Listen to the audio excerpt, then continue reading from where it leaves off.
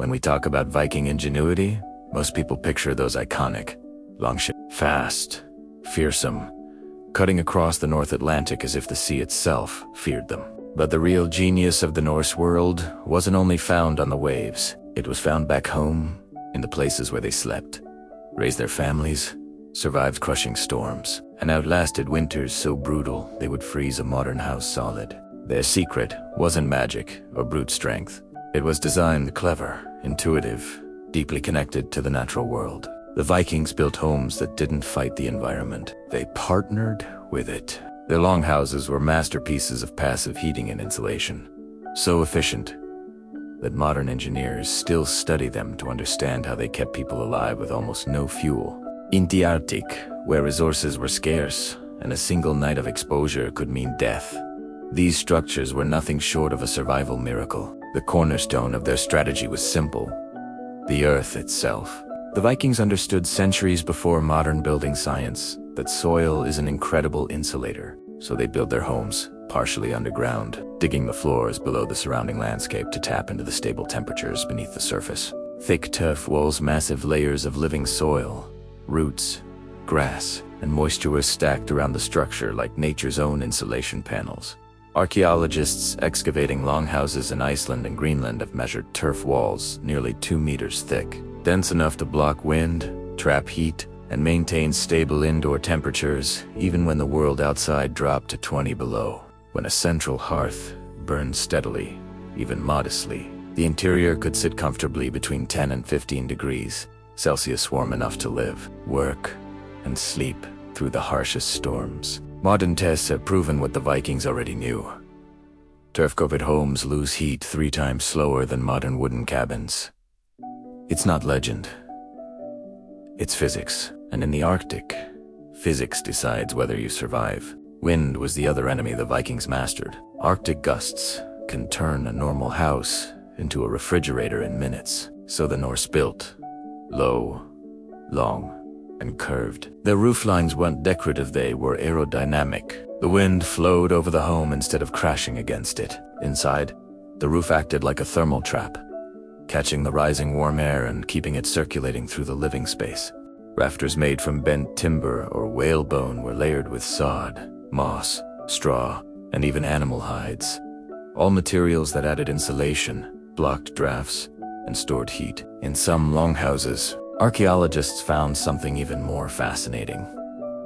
Layers of dried seaweed tucked between roofing materials. Seaweed, loaded with trapped salt crystals and air pockets, functioned as a natural vapor barrier, soaking up moisture and preventing condensation from dripping onto sleeping families. That same principle, moisture buffering, is said by eco-builders today, 1,000 years later. Inside a longhouse, everything was arranged around efficiency. The hearth sat in the exact center, not against a wall, so heat radiated evenly in every direction. Families, livestock, food, stores all shared the same space. Nothing was wasted. Animals weren't just essential for farming. Their body heat contributed a surprising amount of warmth to the home, sometimes raising the temperature by several degrees. Their presence also naturally balanced humidity in the air, keeping the atmosphere from becoming painfully dry. People slept on raised platforms filled with straw and covered in fur. Beneath their feet, the floor remained slightly cooler because it sat below ground level, pulling moisture downward while the raised beds stayed warm above the chill. The entire interior, from roof to floor to the placement of animals, was a complete thermal ecosystem, engineered long before the word engineering even existed. And remarkably, the entire structure was renewable. Every component, turf, timber, moss, seaweed, stone, came from the land. When a house was abandoned, it didn't rot into trash. It blended back into the earth, disappearing as if it had never been there at all.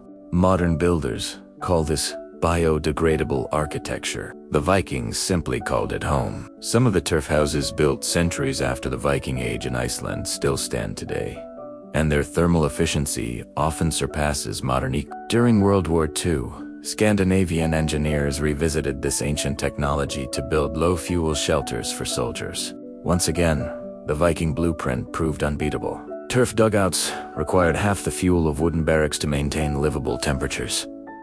The past was teaching the present again, and for anyone interested in using these principles today, the method is surprisingly accessible. Build into the earth, or into a hillside. Use compacted sod or earth for walls. Create a broad, curved turf roof that hugs the wind instead of resisting it. Add layers of moss or straw beneath the sod for moisture control.